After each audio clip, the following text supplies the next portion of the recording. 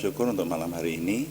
Kami menyerahkan doa malam ini tetap dalam perlindungan dan pimpinan Tuhan, sehingga semua yang kami kerjakan, baik dalam penyembahan kami, dalam kami merenungkan firman Tuhan, maupun kami melayani Tuhan dengan doa, semuanya menjadikan nama Tuhan dimuliakan. Ketika nama Tuhan kami muliakan, kami semua diberkati seperti janji-Mu. Tuhan memanggil banyak dari kami, umat-Mu yang Tuhan panggil untuk Tuhan selamatkan, dan Tuhan teguhkan iman kami. Dalam nama Tuhan Yesus Kristus kami berdoa. Amin.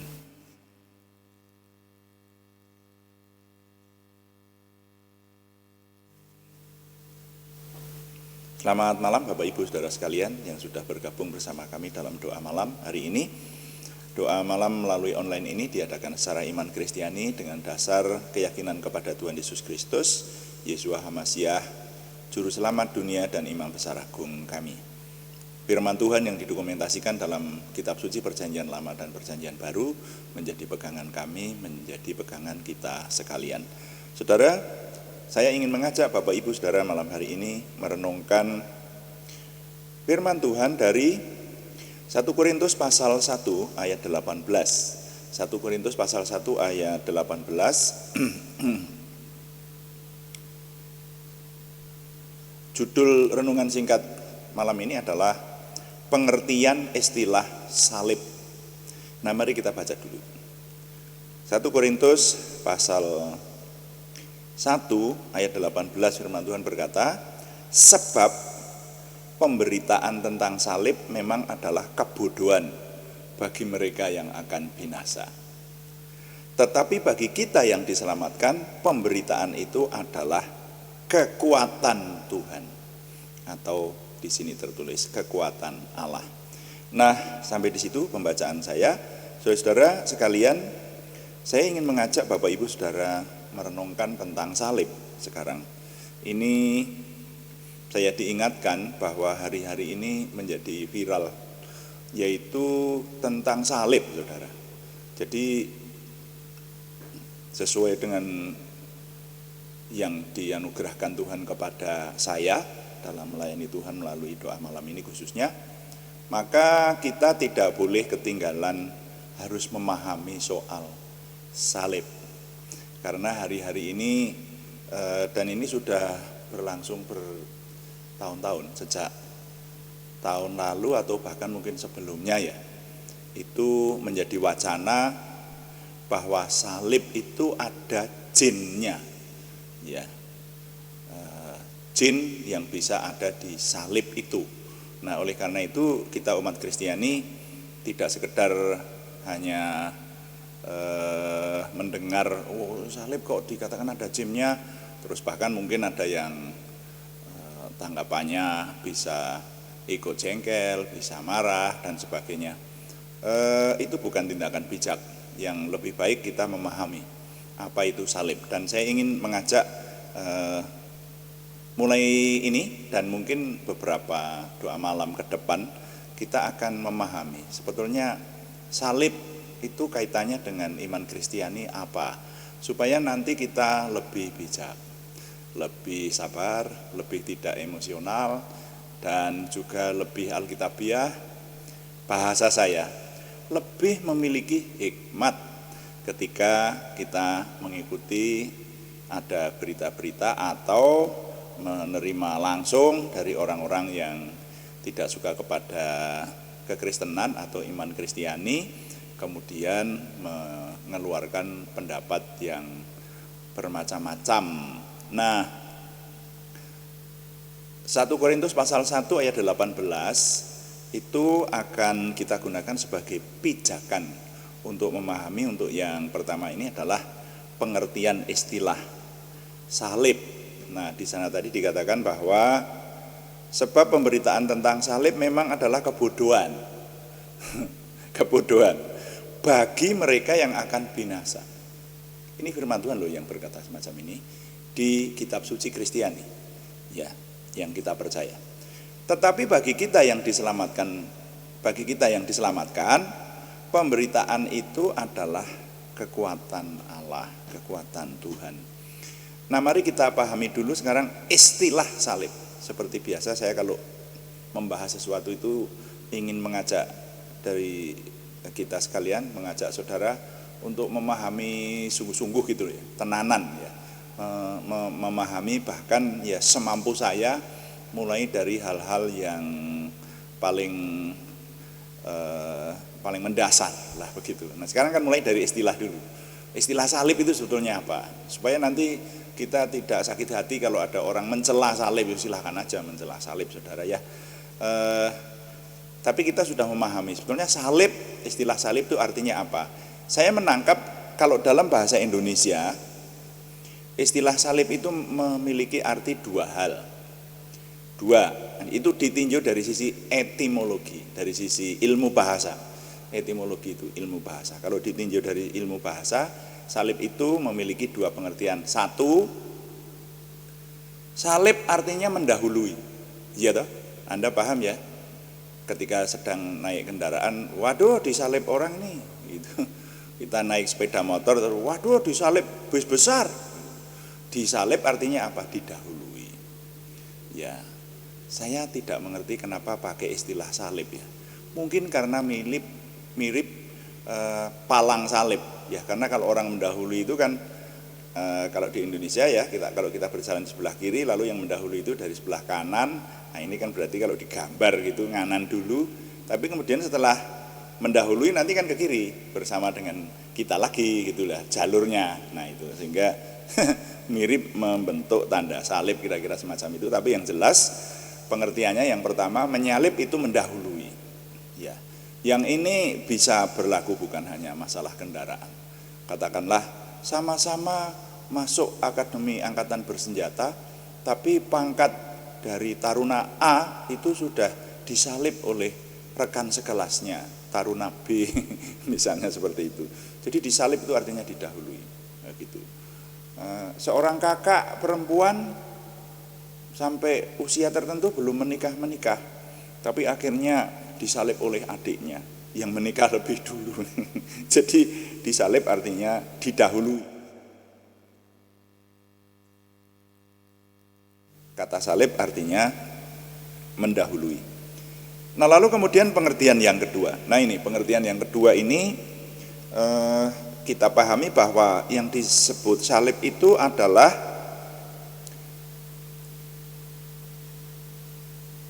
alat untuk membunuh. Jadi umumnya terbuat dari kayu yang dipakai untuk menggantung, untuk membunuh. Nah, itu. Jadi saudara-saudara, ini yang perlu kita pahami. Jadi sebetulnya kalau sekarang ini saudara sering iman Kristiani atau orang-orang Kristen itu diidentikan dengan salib.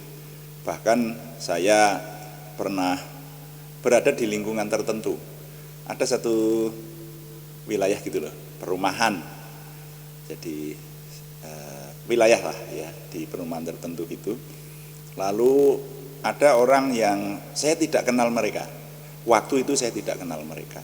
Ya, saya lupa di mana itu, tapi peristiwanya saya ingat. Jadi tidak kenal sama mereka, membicarakan tentang wah ini di lingkungan kita ini banyak tetangga baru gitu. Jadi sekarang ada orang kontrak di sana, ada yang beli rumah di sana, ada banyak tetangga baru. Oh ya, wah. Terus siapa saja itu mereka itu? Yang satu bicara begitu. Nah, kalau saya kebetulan tidak tergabung dalam grup pembicaraan mereka itu, tapi saya ada di situ, saudara. Jadi saya mendengarkan, saya nguping. Lalu mereka ini asik membicarakan itu, tapi rupanya sadar bahwa ada orang-orang lain selain grup mereka membicarakan ini, sehingga mereka itu menyebutnya begini, itu yang di sebelah sana itu salib. Oh ya, wow. Lalu kalau yang di sebelah sininya enggak, itu seiman. Nah, yang di sebelah sananya lagi itu juga salib. Wow, gitu ya. Nah, saya menangkap kenapa tidak disebut yang di sebelah sana itu Kristiani. Nah, kalau orang luar iman Kristiani biasanya menyebut Nasrani gitu. Sebetulnya Nasrani itu tidak tepat sebutan Nasrani itu. Ya. Tapi ya itu tuh sebetulnya juga sebutan olok-olok, mirip Kristen itu kan juga sebutan olok-olok sebetulnya, ya. Tapi dipakai sampai sekarang.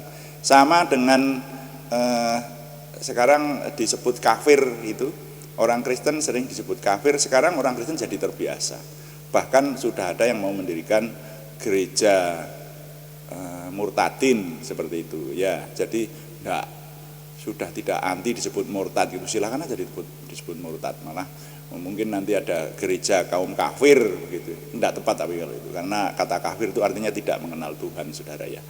Nah, jadi kembali ke salib itu digunakan atau identik dengan kekristenan.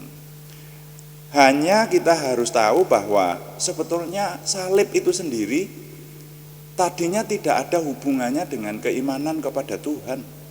Tadinya di Perjanjian Lama kan tidak disebutkan salib itu, ya. Jadi tidak ada hubungannya dengan agama itu. Salib itu alat untuk membunuh, saudara.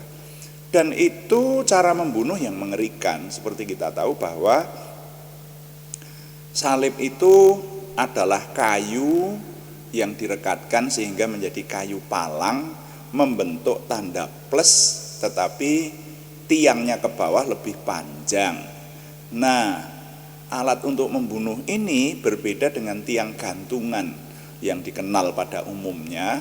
Kalau tiang gantungan itu kemudian dilengkapi dengan tali gantungan, tetapi seperti kita tahu, salib itu adalah alat pembunuh yang paling mengerikan. Kenapa? Karena orang yang dihukum salib atau siapapun yang disalib itu akan mati perlahan-lahan. Dan dalam waktu penyiksaan salib itu bisa dalam jangka waktu yang lama, dan itu sangat-sangat menyiksa seluruh tubuh, saudara. Karena orangnya digantung dengan dipaku. Seperti kita tahu bahwa bentuk kayu salib itu kayu palang. Seseorang yang disalib itu tangannya yang satu dipaku di bentangan kayu sebelah kiri, kemudian yang tangannya yang lain dipaku di bentangan kayu sebelah kanan. Kemudian orang yang bersangkutan itu kakinya dua-duanya di bawah juga dipaku. Saudara bisa membayangkan, dan ini tidak aslinya itu tidak dibantu oleh tali atau apa yang menyangga tubuh mereka. Jadi tangan itu lama-lama bisa sobek atau bahkan ya sobek, rusak sedemikian rupa seperti itu karena menyangga tubuh, saudara. Makanya gambaran salib yang sekarang ada itu masih terlalu sopan, ya, terlalu baik itu.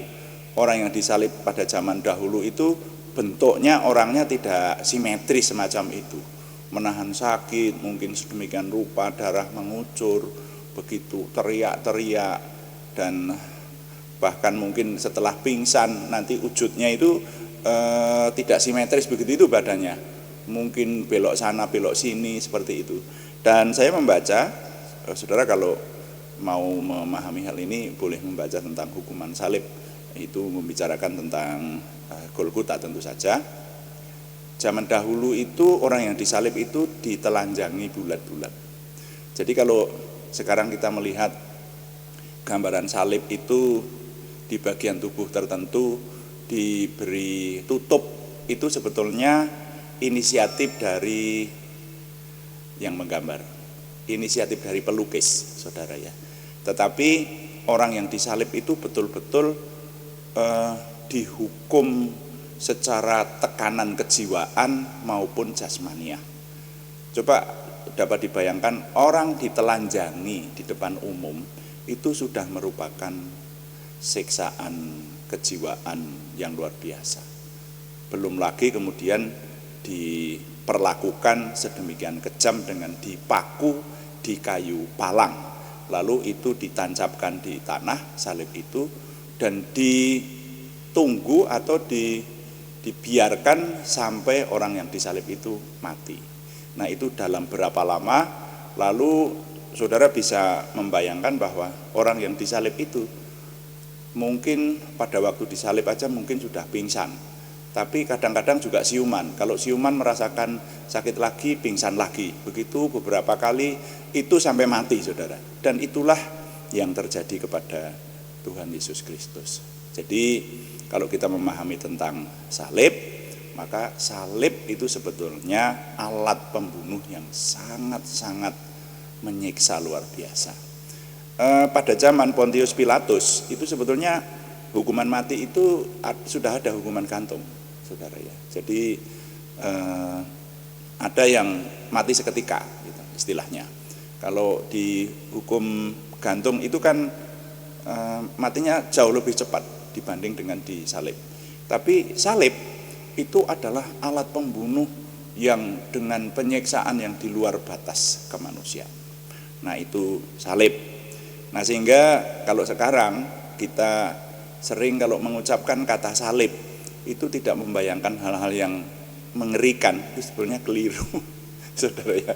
Jadi kita sekarang menggunakan salib itu sebagai lambang, bahkan dibuat terlalu bagus itu dari marmer, dari logam, lalu dipasang di ruang tamu menjadi sebuah lambang atau tanda salib. Bahkan ada yang dari logam mulia, perak, atau mungkin bahkan emas juga ya, dibuat lambang salib.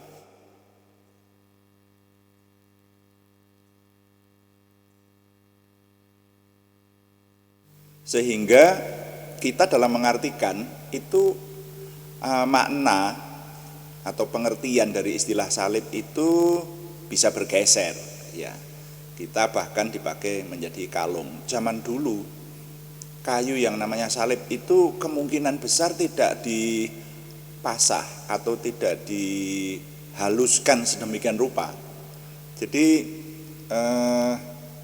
tidak seperti membuat furniture yang harus dipernis, harus dibuat sehalus mungkin, buatannya sedemikian indah karena buatan seorang ahli. Dimungkinkan tidak seperti itu. Kayunya kasar, ya kayu seadanya lah. Pokoknya dibuat palang seperti itu, bisa untuk membunuh gitu. Pokoknya kokoh gitu. Itulah salib. Jadi kalau mau menggambarkan salib yang sesungguhnya itu sebetulnya tidak seperti yang dibuat kalung oleh orang-orang zaman sekarang atau dipajang di ruang tamu, tetapi jauh lebih kasar, saudara. Nah itulah salib. Saudara-saudara, kalau kita mau memahami tentang salib, itu harus dipahami dari ini dulu. Bahkan saya mengajak saudara memahami mulai dari pengertian istilah ya, bukan hanya kayu pembunuh, tapi menyalib juga berarti mendahului dan seterusnya itu. Nah, kenapa salib kemudian ada hubungannya dengan kekristenan? Ya karena Tuhan Yesus Kristus, iman Kristen mempercayai 100% bahwa manusia yang namanya Yesus Kristus itu Tuhan yang mengambil rupa manusia, itu ternyata dibunuh oleh umat Yahudi, oleh orang-orang Israel dengan cara disalib. Nah makanya salib itu kemudian memiliki makna, saudara. Nah itu yang sampai sekarang kemudian orang-orang yang memiliki iman Kristiani merasa bahwa lambang salib itu adalah kepunyaannya, dan tidak membayangkan kalau berkata tentang salib itu berkata tentang kucuran darah, tentang teriakan kesakitan, tentang hukuman yang mengerikan, tentang tersiksa berjam-jam bahkan bisa berhari-hari antara hidup dan mati seperti itu. Itu sehingga salib itu sekali lagi maknanya bisa bergeser.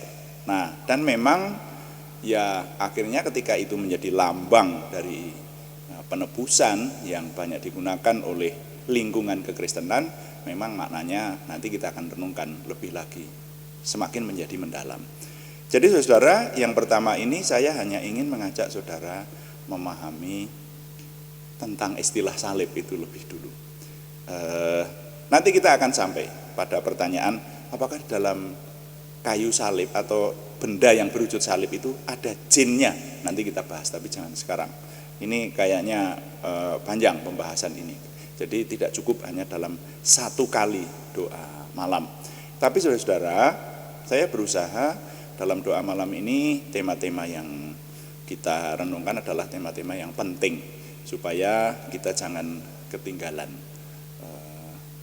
pemahaman tentang apa yang terjadi di sekitar kita atau sedang viral di sekitar kita. Dan saya berusaha supaya semua yang mendengarkan, khususnya doa malam, karena doa malam itu temanya bebas, berbeda dengan doa pagi yang jam 5 pagi. Kalau doa pagi itu temanya membaca kitab suci secara keseluruhan. Itu saya lebih teratur lah ya, kronologinya itu sudah ada, jadi tinggal merenungkan dan mengartikan saja. Tetapi kalau yang doa malam itu saya berusaha supaya kita membawa apa yang harus kita hadapi hari ini, atau pengetahuan, pemahaman apa secara alkitabiah, secara kerohanian, hal-hal yang cenderung lebih praktis supaya kita jangan sampai ketinggalan atau salah langkah ya. Benar loh, ini bicara masalah tentang salib aja, kalau kita kalau kita bereaksi terhadap berita-berita yang ada, mungkin kita bisa jengkel dan seterusnya. Nah, mari jangan jengkel dulu ya. Kita pahami dulu mulai dari pengertian. Jadi kali ini kita cukup baru memahami istilah tentang salib. Jadi nilai yang boleh saya ketengahkan adalah salib adalah alat pembunuh mengerikan, karena salib digunakan untuk membunuh Yesus Kristus, maka salib menjadi ada hubungannya dengan kekristenan. Nah, itu saja yang kita dapatkan. Jadi ini pengajaran saudara ya, tapi nanti akan sampai saudara dan saya akan merasa bahwa hal ini dibutuhkan supaya kita paling tidak bisa menjawab orang. Coba kalau saudara ditanya orang, memang salibmu itu ada jinnya? Salib bisa ada jinnya atau tidak? Ayo, mungkin ada yang menjawab tidak bisa toh. Salib itu kudus itu. Saya bilang salib itu kudus. Salib itu alat untuk membunuh. Lah, berarti bisa ada jinnya enggak? Mungkin ada yang menjawab bisa ada jinnya. Jadi kalau begitu kita enggak perlu marah toh kalau dikatakan begitu. Jadi tinggal bagaimana orang menggunakan istilah-istilah itu yang diarahkan kepada kita dengan tujuan mencemooh atau dengan tujuan mengajari. Nah, itu tergantung. Nah, makanya sekali lagi ini dulu aja yang kita dapati nilai saya ketengahkan buat saudara, yaitu salib adalah alat pembunuh mengerikan. Karena salib digunakan untuk membunuh Yesus Kristus, maka salib menjadi ada hubungannya dengan kekristenan. Ini pengertian awal. Jadi kembali ayatnya tadi berkata, sebab pemberitaan tentang salib memang adalah kebutuhan bagi mereka yang akan binasa. Iya toh, mau alat untuk membunuh pemberitaan tentang salib. Tetapi bagi kita yang diselamatkan, pemberitaan itu adalah kekuatan Allah. Ya, pemberitaan yang ini fokusnya pemberitaan. Kita kali ini sedang memahami tentang salib itu sendiri dulu. Tuhan dipuji, amin. Mari kita melayani Tuhan dengan doa, saudara-saudara. Kita akan berdoa syafaat, melayani Tuhan dengan doa, kita berdoa syafaat dan juga mendoakan nama-nama yang dalam minggu ini masih harus kita doakan kepada Tuhan. Mari kita berdoa. Bapa di surga, terima kasih untuk pemahaman mengenai salib. Kami tahu sepanjang segala abad mengenai keimanan itu bisa menjadi bahan pembicaraan, diskusi, bahkan juga kami sering menerima olok-olok, cemoohan, tapi biarlah Tuhan kami menanggapinya dengan benar di hadapan Tuhan. Dan khususnya yang sedang banyak dibicarakan hari-hari ini tentang salib, kami mohon Tuhan memberi pemahaman yang benar kepada kami, supaya kami memiliki hikmat Tuhan dan kami memiliki gaya berpikir jauh lebih besar. Kami memiliki jiwa besar, jauh lebih besar dibanding dengan pemikiran dunia atau hikmat dunia. Tetapi hikmat Tuhan yang Tuhan anugerahkan kepada kami untuk memahami tentang khususnya berita tentang salib, itu menjadi kemuliaan bagi nama Tuhan dan berkat buat kami semua. Terima kasih Bapa di surga, kami berdoa untuk bangsa dan negara kami khususnya. Tuhan memberikan kesejahteraan, karena kesejahteraannya adalah kesejahteraan kami, termasuk kota-kota di mana kami tinggal. Kami mohon Tuhan memberikan kesejahteraan dimanapun kami yang mengikuti doa malam ini tinggal. Tuhan memberkati kota kami dengan kesejahteraan yang dari Tuhan. Terima kasih. Sekarang kami berdoa untuk saudara kami yang khususnya yang membutuhkan kesembuhan dari Tuhan. Kami berdoa dan berseru dalam nama Tuhan Yesus Kristus, Yeshua HaMasyiah. Tuhan memberikan kesempurnaan kesembuhan kepada saudara kami Aryati Wirawan, saudara kami Arni Setiawati, saudara kami Budi Suswanti, saudara kami Yohanes Sutarman, semuanya di Purwodadi. Juga untuk saudara kami anak Alekio Hanuwibowo di Salatiga, saudara kami Siti Rondia, saudara kami Cahyani Bagiowati, semuanya di Semarang. Bahkan juga untuk nama-nama yang belum kami sebutkan lagi, tetapi yang sangat merindukan kesembuhan dari Tuhan, kami mohon Tuhan yang memberikan kesembuhan sesuai dengan kemurahan-Mu yang besar. Kami juga berdoa untuk pergumulan selain kesembuhan, yaitu pergumulan dari saudara kami Sri Purwati dan saudara kami Yohana Asri Sabtor ini. Tuhan yang menjawab doa, sehingga Tuhan semakin kami rasakan memiliki kuasa untuk memberikan pertolongan yang nyata kepada kami. Terima kasih setiap hari Tuhan memberikan kepada kami menyelesaikan segala sesuatu, termasuk pelayanan baik onsite maupun online. Mohon Tuhan memberkati sehingga pelayanan yang ada ini Tuhan semakin menuju kepada kesempurnaan, yaitu kesempurnaan Tuhan sendiri. Kami mengucap syukur dengan ini setiap hari kami Tuhan bawa semakin memiliki pengenalan akan Tuhan, percaya diri bersama Tuhan, antusiasme, optimisme, semangat dan bergairah menyambut masa depan kami untuk menang bersama dengan Tuhan. Terima kasih, kami mohon Tuhan yang menyempurnakan doa kami oleh pertolongan dan pimpinan Roh Kudus. Semuanya kami persembahkan dengan mantap percaya dalam nama Tuhan Yesus Kristus Juru Selamat kami. Haleluya. Amin. Demikian Bapak Ibu Saudara sekalian, dan kami selalu mengingatkan bahwa doa malam ini dilaksanakan setiap hari Senin sampai Sabtu pada jam 6 atau jam 18 waktu Indonesia bagian Barat. Saudara-saudara yang mau mengikuti secara live streaming harap mengikuti pada jam-jam ini ya. Dan ada juga doa pagi pada hari-hari yang sama, yaitu jam 5 pagi ya. Keuntungannya kalau saudara mengikuti secara live streaming itu bisa masuk di kolom chatting dan berinteraksi dengan kami dan tim di sini, bisa berhubungan dengan kami, menyampaikan pokok doa yang harus kita doakan bersama-sama dan sebagainya. Tapi kalau saudara terlambat tapi masih ingin mendengarkan kelanjutan dari renungan, karena kalau doa pagi itu berkelanjutan, berkesinambungan, saudara masih tetap bisa mendengarkan renungan yang bersangkutan dengan membukanya di channel kami setelah tayang tentu saja. Terima kasih kepada semua yang sudah mendukung dengan dukungan apapun juga, tanpa kami sebutkan satu persatu.